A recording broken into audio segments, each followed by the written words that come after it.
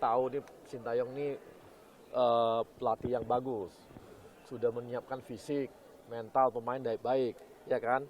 Tapi ujung-ujungnya apa? Ujungnya kan hasil dari fisik dan mental itu apa? Prestasi. Maka ada target yang disepakati. Kemarin Pak Erick udah ngomong sama beliau, sama STY, dikasih target, ada kesepakatan. Jadi nanti kita yakin lah STY mampu mencapai target lah. Seragu sama STY. Iya nggak? Tapi kan harus ada target kan. Kalau kan apapun kita bilang, gimana pun hebatnya fisik, gimana pun hebatnya mental, ujungnya kan prestasi. Nah, itu ukurannya. Jadi prestasi itu harus ada.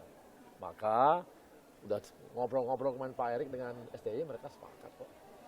Yakinlah STY mampu mencapai target itu.